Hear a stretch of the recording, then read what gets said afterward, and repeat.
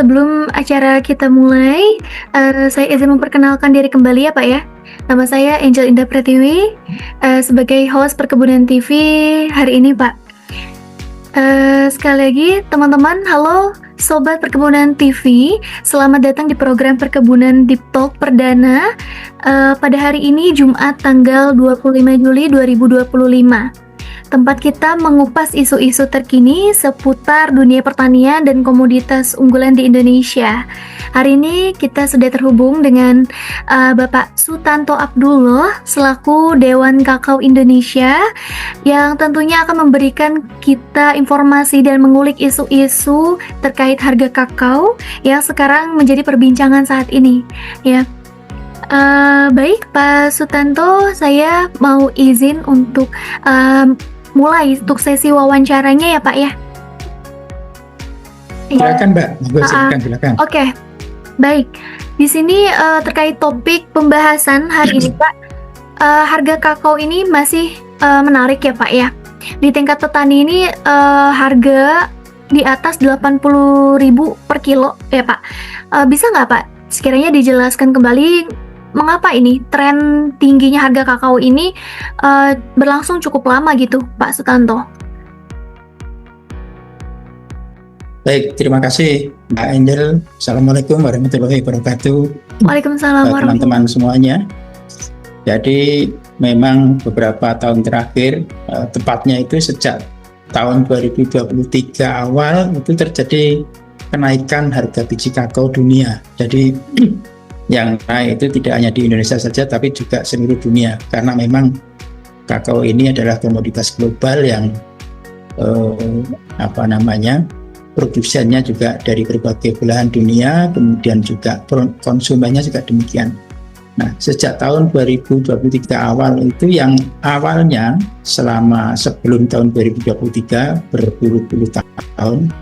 Jadi beberapa tahun terakhir ini harga kakao yang meningkat cukup tajam. Yang sebelumnya itu pada kisaran antara 2.000 sampai 3.000 US dollar per ton atau 2 sampai 3 dolar per kilogram.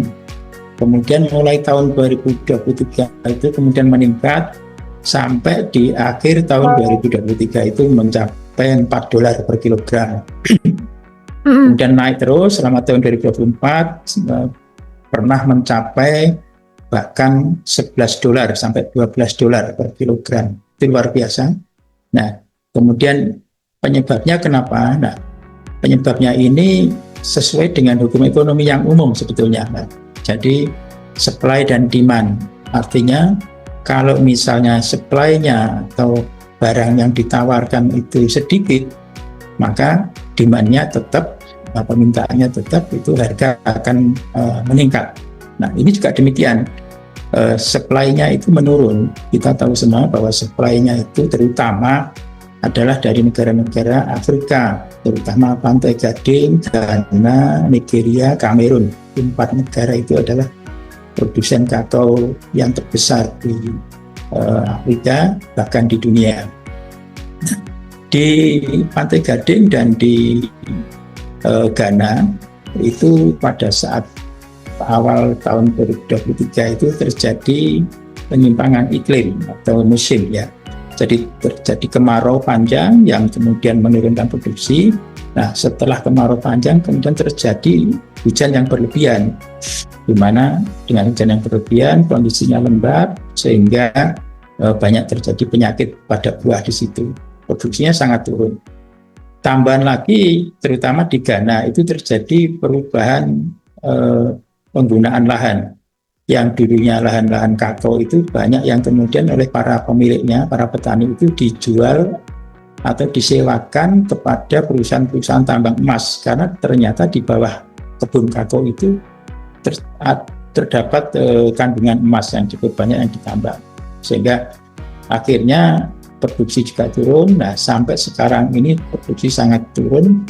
Sebagai gambaran saja penurunannya, yang semula Pantai Gading itu produksinya per tahun itu 2,2 juta ton, itu tinggal 1,6-1,7 juta ton.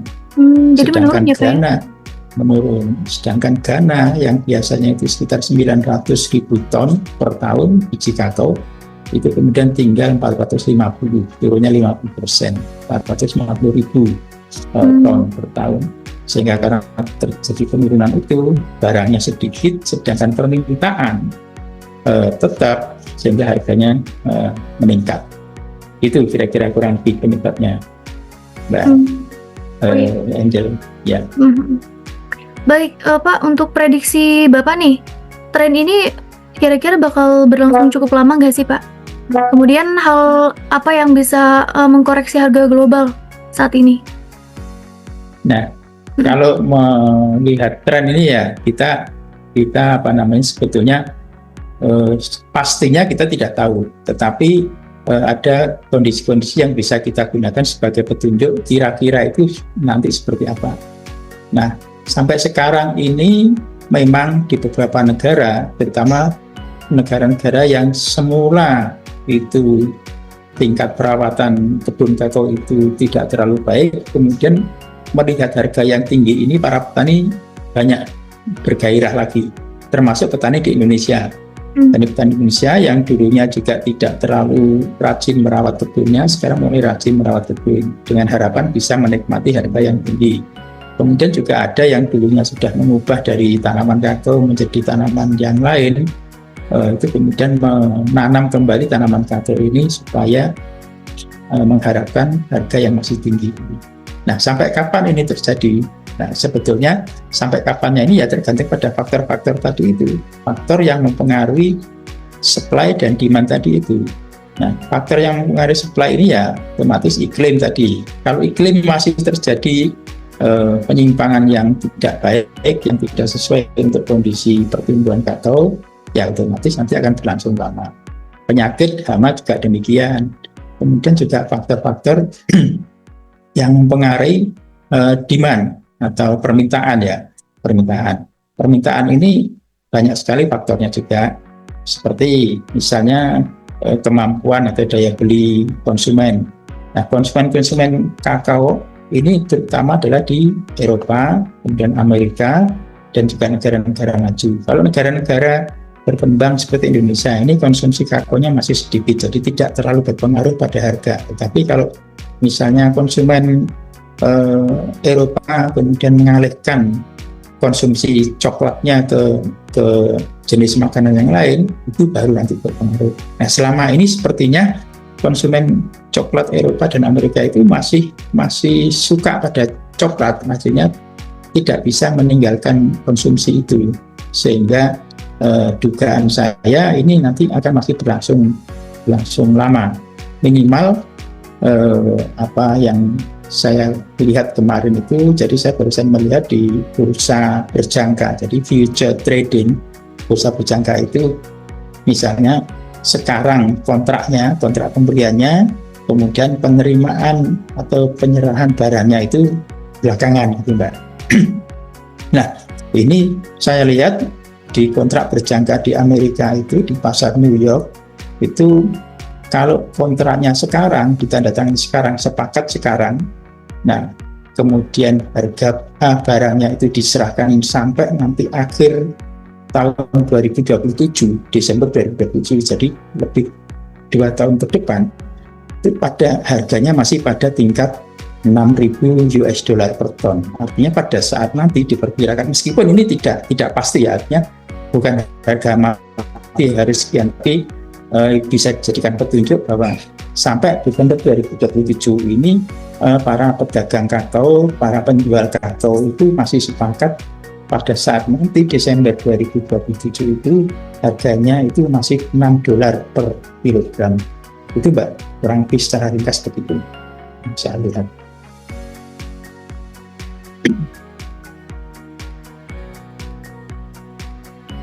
Oh, baik. Berarti pengaruh juga ya, Pak, ya, untuk faktor supply demand-nya terkait harga kakao saat ini sampai bulan Desember. Ya. Kemudian untuk sampai Desember 2027, Mbak, sampai 2 tahun ke depan.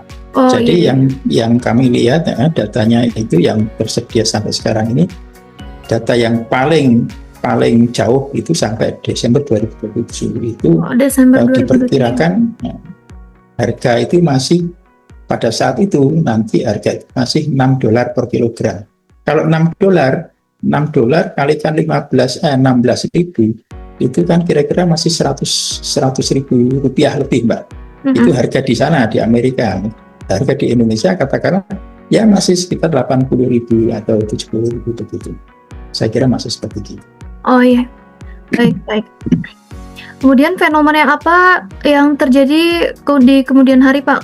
Kira-kira kemudian pada berbagai stakeholder kakao, baik pekebun maupun coklat maker merespon kondisi ini. Kalau para pekebun meresponnya itu dia sangat positif, artinya bahwa dengan harga yang tinggi ini banyak sekali yang berlomba-lomba untuk menanam kakao kembali, yang merawat sampai mati. Sedang coklat maker itu dia kalau harga terlalu tinggi, ini kemarin juga menghentikan pembelian. Jadi kemarin kan pernah sempat harganya itu mencapai $11 per kilogram. Nah itu mereka juga mulai tidak kuat karena tidak kuat beli bahan bakunya, sedangkan dia tidak bisa menjual harga coklatnya itu jauh di atas itu juga, sehingga mulai mengurangi pembelian. Nah begitu dia mengurangi pembelian, maka harga turun lagi, turun pada sekitar saat ini harga itu sekitar $8 per kilogram, antara 7 sampai $8 per kilogram, kisarannya di situ. Sehingga nah harga di situ petani masih senang karena harganya masih cukup tinggi, sedangkan si coklat maker juga senang karena dia masih juga mampu untuk membeli bahan baku itu untuk diolah menjadi coklat, dan coklatnya masih bisa dijual, konsumen masih mau membeli dengan harga bahan baku seperti ini. Sepertinya angka keseimbangan ini yang dulunya $2-3 per kilogram, sekarang angka keseimbangan itu antara $7-8 per kilogram. Itu harga yang kira-kira sangat realistis ya, baik bagi para petani maupun bagi para coklat maker. Baik. Kemudian untuk tren harga yang cukup tinggi ini, apakah masih menjadi indikasi positif bagi masyarakat untuk mengembangkan kakao ke depannya, Pak? Saya kira masih karena apa? Karena terutama di Ghana dia belum bisa memulihkan produksinya karena tadi perubahannya itu kan sifatnya lebih ke arah agak permanen ya. Jadi kalau misalnya tadi penurunan akibat iklim, akibat penyakit itu mungkin bisa pulih. Kalau iklim itu, kalau nanti iklimnya sudah mulai normal lagi bisa pulih. Penyakit itu kalau asal tanamannya tidak sampai mati, yang berkurang hanya buahnya saja, itu mungkin sebentar bisa pulih. Tapi kalau tanamannya itu sampai mati, misalnya terkena, kalau yang di Afrika itu terkenalnya itu ada penyakit namanya swollen shoot. Swollen shoot disebabkan oleh virus. Nah itu tanaman bisa mati kalau sampai parah gitu. Nah kalau tanaman mati berarti kan tadi penyakit apa ya, di Afrika? Penyakit Cocoa Swollen Shoot Virus, jadi CSSV, Cocoa Swollen Shoot Virus itu disebabkan oleh virus yang menyerang batang. Batangnya itu membengkak seperti, kalau bisa dibayangkan seperti palem botol itu ya, jadi menggelembung begitu. Nah itu isinya virus semua. Nah itu bisa mati karena menyerang batang, di situ kan mati. Nah, kalau tanamannya mati, ini kan berarti kan untuk menanam lagi perlu waktu cukup lama. Itu biasanya karena penyebabnya itu nanti jangka waktunya itu lama untuk bisa pulih.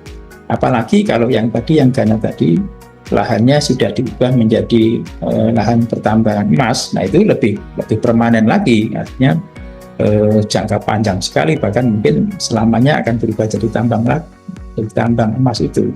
Sehingga dengan penyebab itu, maka kita perkirakan bahwa harga itu nanti akan jangka panjang ini masih pada sekitaran antara $7-8 per kilogram. Oke, baik. Lalu gimana nih Pak, prediksi kakao Indonesia ke depannya? Apakah cukup berkembang atau sebaliknya? dengan ada tren harga tinggi ini dan berbagai kebijakan pemerintah saat ini? Maksudnya menyesuaikan tidak dengan regulasi dari pemerintah yang sekarang nih Pak? Apakah ada singgungan sebelumnya? Betul. Jadi kalau yang ini minat petani kakao ini sudah mulai meningkat lagi, yang dulunya sempat menurun, sekarang sudah mulai meningkat dengan merawat kakao lagi, dengan melakukan peremajaan. Nah, kemudian juga pemerintah juga, apalagi Presiden Prabowo kemarin juga menyampaikan bahwa akan juga meningkatkan program untuk pengembangan kakao atau peningkatan produksi kakao di Indonesia ini. Nah, ini saya kira bagus sekali, apalagi juga sekarang ini kakao ini juga program pemerintah ini juga akan atau sudah mulai didanai oleh yang namanya itu BPDB, Badan Pelaksana atau Dana Perkebunan ya. Iya, dan BPDB. Ya, BPDB yang dulunya hanya kelapa sawit saja, sekarang sudah menambah dengan kakao dan kelapa. Nah, begitu, dengan adanya dana dari BPDB ini, nanti diharapkan juga program-program pemerintah itu juga pendanaannya bisa lancar, kemudian petani juga bisa mendapatkan dana yang cukup sebagai bantuan dari pemerintah untuk bisa meremajakan tanaman kakaonya, mungkin juga meningkatkan intensitas perawatannya begitu, sehingga diharapkan produksi sudah mulai meningkat. Nah, ini kalau dari data ICCO, data International Cocoa Organization, itu juga produksi Indonesia dalam 3 tahun terakhir ini sudah sedikit meningkat, meskipun belum sampai pulih seperti yang dulu, tetapi sudah mulai meningkat cukup baik lah, trennya sudah meningkat. Nah, kita harapkan semua bahwa nanti juga akan bisa meningkat terus begitu. Itu, Mbak. Oh begitu, baik. Pak, mohon maaf sebelumnya kan saya dapat materi ya Pak ya, tadi pagi dari Pak Tanto. Itu sepertinya menarik Pak. Bisa nggak Pak kira-kira ditampilkan saja dalam presentasi ini, dalam sesi ini? Oh begitu ya. Iya. Baik. Saya share ya, saya share sini. Iya boleh Pak. Baik. Saya langsung aja ya yang berikutnya. Iya. Nah, jadi ini yang tadi saya katakan, faktor apa saja yang mempengaruhi harga kakao. Kalau kita lihat di atas ini kan yang mempengaruhi itu ada permintaan atau demand dan penawaran atau supply. Nah, tadi saya sampaikan bahwa demand, kalau demandnya itu tinggi, penawaran tetap, itu berarti nanti harganya akan naik. Yang kedua juga ini defisit dan surplus. Nah, defisit surplus ini sebetulnya berhubungan juga dengan demand dan penawaran. Kalau produksinya lebih sedikit daripada pengolahannya, biji yang diolah, itu akan defisit. Nah, nanti data berikutnya di lembar berikutnya nanti akan saya tunjukkan kapan itu defisitnya itu. Kemudian yang ketiga itu adalah ada stock grinding ratio. Jadi ini biasanya itu pabrik-pabrik pengolah atau grinder. Jadi kalau mengolah biji kakao menjadi produk setengah jadi, itu namanya grinding pengolahannya. Nah, pabriknya yang mengolah itu namanya grinder. Nah, pabrik-pabrik atau grinder ini biasanya mempunyai stok, karena dia pabriknya harus berjalan terus, dia harus punya stok. Kalau dia nggak punya stok, nanti pabriknya berhenti, dia akan tenaga kerjanya juga akan berhenti segala macam. Jadi harus punya stok. Nah, kalau stok dibagi grinding, bagi kapasitas untuk pengolahannya itu turun sampai mencapai tahap tertentu, itu nanti juga akan mempengaruhi harga. Nah, tadi itu tiga-tiga ini adalah dipengaruhi oleh yang tadi, dipengaruhi oleh cuaca, hama penyakit, perubahan peruntukan lahan, kesukaan konsumen, daya beli konsumen. Ada non tarif barrier seperti persyaratan yang masuk ke Uni Eropa, ke Amerika, termasuk tarif barrier. Tarif ini nanti misalnya nanti itu ekspor kita ke Amerika akan dikenai pajak impor di sana 19%. Nanti akan berpengaruh juga itu nanti pada harga. Kemudian geopolitik ini misalnya sekarang kan ada perang antara Rusia lawan Ukraina. Nah, itu mungkin juga berpengaruh. Kondisi politik saat ini lah Pak ya? Iya, berarti betul. Pengaruh juga itu ya Pak ya? Pengaruh, andaikan misalnya Pantai Gading dan Ghana itu terjadi perang saudara di sana, itu otomatis nanti produksi kakao dunia akan turun, pasti harga akan naik juga. Andaikan, nah ini contoh saja. Iya. Nah, kemudian pengaruh ini tadi apa? Intensitasnya sifatnya ringan atau sedang atau berat. Kalau misalnya cuacanya itu kekeringannya itu ringan, ya mungkin pengaruhnya tidak seberapa. Tapi kalau kering banget sampai kekeringan sampai 7 bulan tidak ada hujan misalnya, nah itu juga tingkat pengaruhnya akan besar gitu. Kemudian waktunya, durasinya itu sementara, jangka pendek, jangka panjang, atau permanen. Nah, seperti tadi itu, kalau misalnya penyebabnya itu karena perubahan peruntukan lahan, itu sifatnya permanen. Nah, kalau permanen berarti harga tadi itu juga sifatnya akan jangka panjang gitu. Ini yang secara ringkas begitu. Kemudian ini saya tunjukkan lagi yang berikutnya. Nah, ini Mbak, ini yang tabel di atas ini, mohon maaf ini tulisannya agak kecil. Kita bisa melihat. Jadi yang kolom paling kiri grafik adalah tahun lalu ini ya Pak ya? Ya, ini mulai tahun 2014 sampai sekarang, sampai 2024. Jadi 2014 ini produksinya sekian. Kemudian grinding itu bisa dikatakan sebagai kebutuhan pabrik itu 4 juta ton. Nah, ini berapa? Ini berarti kan terjadi surplus sekian. Kemudian surplus. Kemudian tahun berikutnya terjadi defisit. Ini minus. Nah, ini bisa kita lihat di bawah ini. Kalau di atas garis itu berarti surplus. Kalau di bawah garis ini defisit. Nah, surplus defisit. Nah, kalau masih terjadi surplus ini berarti harga itu juga tidak terlalu berubah, bahkan mungkin bisa turun. Tapi pada akhir-akhir ini, pada tahun 2021-2022 sampai sekarang ini terjadi defisit, bahkan defisitnya di tahun 2023-2024 ini defisitnya makin banyak, makin besar. Nah, ini nanti akan kita lihat pada pengaruhnya pada harga nanti pada setelah itu. Nah, ini tadi yang saya sebut dengan stock grinding ratio. Kalau stock grinding ratio berdasarkan pengalaman selama ini, kalau angkanya itu antara 30% sampai 40%. Kalau stock grinding ratio sudah mencapai di bawah 30%, itu harga akan naik. Kalau di atas 40%, harga akan anjlok. Nah, ini kita lihat pada tahun-tahun terakhir, tahun 2023-2024 ini, stock grinding ratio-nya itu sudah 26%, 26,4%. Nah, ini sejalan dengan defisit yang makin meningkat ini. Nah, nanti kita lihat di berikutnya ini, akan kita lihat, nah, ini harganya. Kita lihat harga tahun 2022 dan sebelumnya, ini pada kisaran antara 2.000 sampai 2.500 US dollar per ton. Kemudian awal 2023 mulai meningkat sampai menjelang awal 2024 ini harganya ada 4.000. Ada 4.000, ini 4.000 dolar per ton. Kemudian langsung melejit sampai ini hampir mencapai 12.000 US dollar per ton. Nah, ini kalau harga kita lihat sampai seperti ini, memang naik turun, tapi pada kisaran ini tidak kembali lagi pada posisi yang dulu, yang 2.500 seperti ini.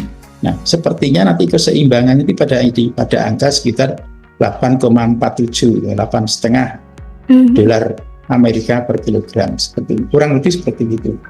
Nah, ini juga kalau kita bandingkan, yang grafik yang kanan ini adalah ini pada kondisi tahun lalu, Juni tahun 2024 ini bisa mencapai 11.000 sampai 12.000 US dollar per ton.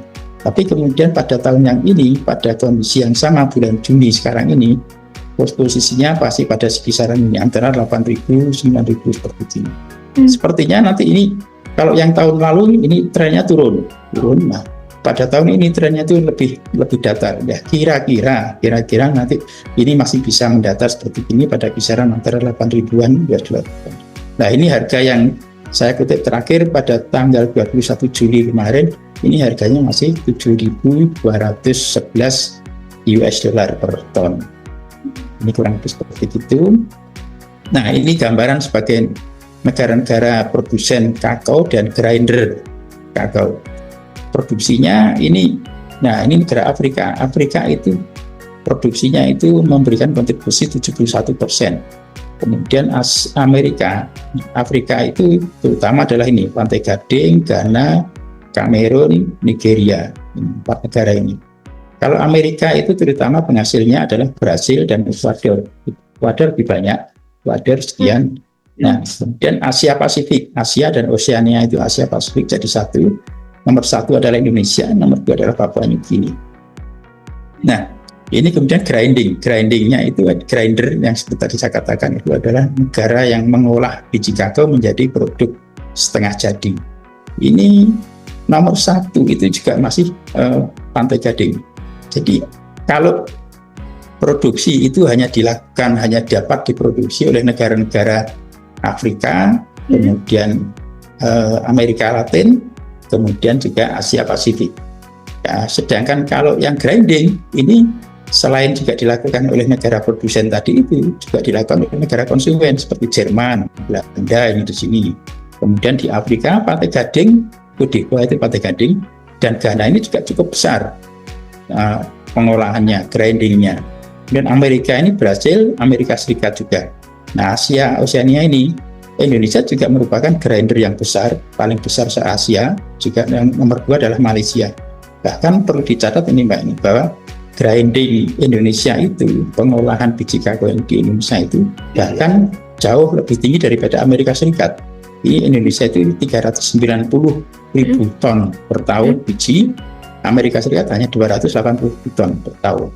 Jadi ini sebagai gambaran bahwa kondisi produksi dan grinding seperti ini. Nah, ini yang tadi saya katakan, kira-kira sampai kapan ini harga tinggi itu. Nah, kalau ini tadi, ini data ini saya ambil pada tanggal 7, maaf. Pada tanggal maaf. Saya ambil pada tanggal 22 Juli 2025 ini, 22 bulan 7 tahun 2025. Jadi masih barusan berapa hari yang lalu. Kalau ini cash ini kalau kontraknya sekarang, barangnya sekarang itu harganya $8 per kilogram. Kalau kontrak sekarang barangnya diserahkan pada September 2025, ini masih 8,1, meningkat sedikit. Kenapa meningkat? Karena memang pada saat bulan September itu panenannya menurun, biasanya bukan musim panen besar. Dan terus seperti ini saya lihat data yang paling jauh itu adalah bulan Desember bukan Desember Mbak. Tadi itu Mei 27, saya ralat bukan Desember 27 tapi Mei 27. Iya. Jadi pada bulan Mei 27, kalau kontraknya sekarang, kemudian penyerahan barang Mei 2027 itu harganya masih 6,7 US dollar per kilogram. Jadi masih sangat menarik. Harga 6,7 dolar itu kalau dikalikan 16.000, $1 itu 16.000 rupiah misalnya, itu masih 9.000 sampai 100 ribuan. Jadi masih sangat menarik bagi para petani kita. Ini saya kira kurang lebih Mbak dari tayangan saya dari itu.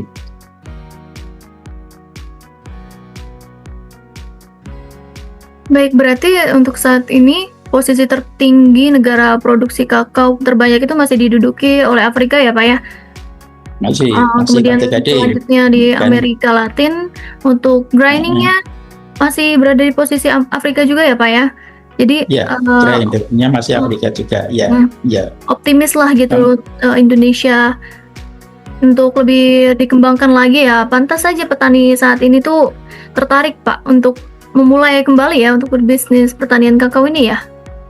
Iya, bahkan petani-petani sekarang ini saking begitu tertariknya mereka itu rebutan dalam mencari bibit atau benih kakao ini. Jadi mereka mencari ke sana kemari ketersediaan benih itu. Karena kebetulan karena memang selama ini kan tidak banyak yang menanam, jadi yang para penyedia benih itu juga tidak terlalu menyediakan dalam jumlah yang banyak. Nah, begitu sekarang minat atau animo itu meningkat, ini sekarang kebutuhan benih juga ikut meningkat. Itu Mbak kira-kira. Mudah-mudahan nanti pemerintah bisa mendukung, mensupport para petani untuk bisa mendapatkan benih, juga bisa mendapatkan bantuan sarana produksi, misalnya pupuk atau pestisida, kemudian juga bisa mendapatkan penyuluhan atau pendampingan dari para petugas-petugas perkebunan, karena selama ini memang para petani juga memang perlu juga didampingi untuk bisa mengolah lahannya supaya hasilnya bisa jadi baik gitu. Nah, tadi kan Bapak sebutkan ya, berarti BPDP juga menerima petani kakao juga kelapa ya Pak ya, untuk penambahan Ya, dana lah ibaratnya ya, itu positif sih, ya, dan ya, salah satu respon dari pemerintah juga untuk mendukung potensi ini ya Pak ya. ya, Uh, betul, betul, Nah, Pak. terkait tadi Pak, pajakan nih Pak, nih kalau misalnya terkait pajak nih kira-kira masih aman nggak Pak untuk menyesuaikan dengan uh, produksi petani, kemudian supply demand-nya seperti itu? Kalau pajak itu kita ini di Indonesia ini terutama hanya kalau kita ekspor biji. Kalau kita ekspor Hmm. biji, memang kita itu terkena pajak yang sekarang ini dengan harga sekarang besarnya itu 15%. Tapi nanti pajak itu yang dulunya itu adalah berupa namanya bea keluar. Bea keluar itu pungutan yang dikenakan pada ekspor biji kakao kalau diekspor. Nah, itu kalau dulu ini eh, hasil pungutan tadi itu, bea keluar tadi itu masuk ke kas negara. Kalau sudah masuk ke kas negara, itu tidak bisa langsung digunakan untuk kakao, bisa digunakan untuk macam-macam oleh pemerintah. Nah, sekarang ini pungutan itu mau diubah dari bea keluar diubah menjadi namanya pungutan ekspor. Nah, kalau pungutan itu nanti uang yang terkumpul itu nanti akan dikelola oleh BPDP tadi itu. Oleh BPDP, masuk BPDP, ya BPDP kemudian bisa menggunakan langsung kepada kebutuhan untuk kakao, apakah untuk petani, mendukung petani dalam penyediaan bibit, mendukung petani dalam hal pelatihan, atau juga nanti kepada kepentingan yang lain asal untuk kakao. Jadi nanti bisa langsung seperti itu. Makanya dengan perubahan ini pemerintah mengubah aturan itu, nanti dampaknya akan sangat positif untuk kemajuan kakao, karena pungutan dari biji kakao akan kembali lagi digunakan untuk kemajuan, untuk meningkatkan produksi maupun kualitas kakao yang ada di Indonesia. Oh iya, baik. Oke. Sebenarnya ini cukup menarik ya Pak ya, sangat menarik sekali ya. Semoga kedepannya Indonesia bisa jadi salah satu yang pertama ya Pak ya untuk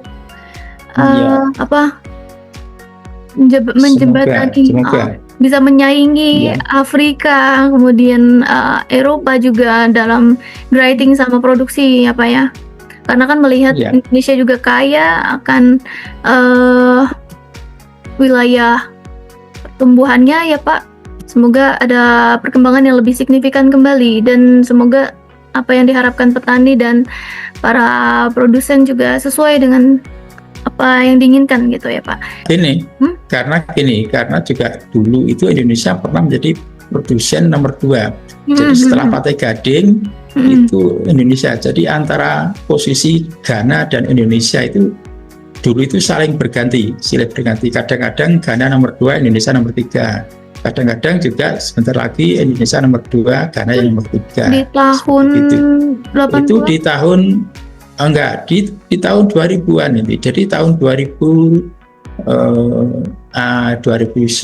2010, kemudian itu masih seperti itu. Kita masih pada posisi gitu. Jadi saat itu produksi kita sekitar 600.000 ton per tahun. Jadi pernah gitu. Makanya kalau nanti ini semangat para petani ini kemudian didukung oleh pemerintah itu tetap berjalan seperti sekarang, saya mempunyai keyakinan bahwa nanti kita bisa terus meningkat, bisa menyamai Ghana, karena Ghana sekarang juga sedang turun. Tadi yang saya sampaikan, penurunan Ghana karena adanya alih fungsi lahan tadi itu. Nah, alih fungsi lahan kan berarti kan itu permanen sifatnya, yang kita bisa menyalip.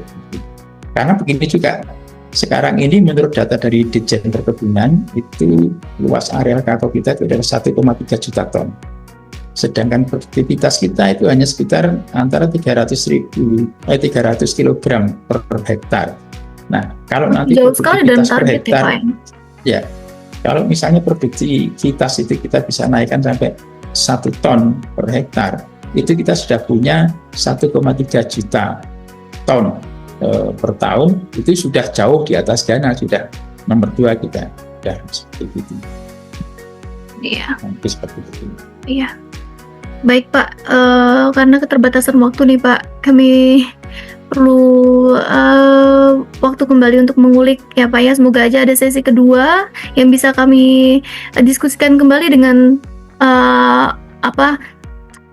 petani-petani kakao langsung mungkin Pak. Nanti akan ada sesi Baik. keduanya ya Pak ya. Semoga aja nanti kita Terima bisa kasih. bertemu kembali dalam sesi selanjutnya. Bapak sekiranya ada closing statement? Ya, dari saya yang pertama untuk para petani kakao ini, mumpung harga tinggi dan diperkirakan masih cukup lama sampai 2 tahun mendatang, masih sangat banyak waktu yang kita punyai, tetap bersemangat untuk meningkatkan produksi supaya bisa menikmati harga yang tinggi ini. Kemudian juga untuk pemerintah, himbauan kami juga mari, mumpung juga negara-negara di luar itu juga masih memerlukan produk kakao Indonesia, maka perlu dukungan pemerintah dengan program-program pada petani kakao, pada industri UMKM kakao, sehingga nanti bisa menyejahterakan mereka ini. Saya kira itu Mbak dari kami. Terima kasih banyak atas undangannya dan semoga bermanfaat untuk semuanya, terutama untuk para insan kakao di Indonesia, dan juga terima kasih pada Perkebunan TV. Terima kasih Mbak. Pak, terima kasih banyak ya Pak ya atas waktunya. Kebetulan juga hari ini kami melakukan sesi wawancara perdana nih Pak untuk Perkebunan TV. Mohon supportnya ya Pak ya. Terima kasih. Izin nanti kami akan support ya. Izin nanti Dewan Kakao Indonesia akan selalu mensupport. Jadi kembali lagi, Dewan Kakao Indonesia akan selalu mensupport siapapun yang memang berusaha untuk meningkatkan kesejahteraan para petani kakao dan semua para pelaku bisnis kakao di Indonesia.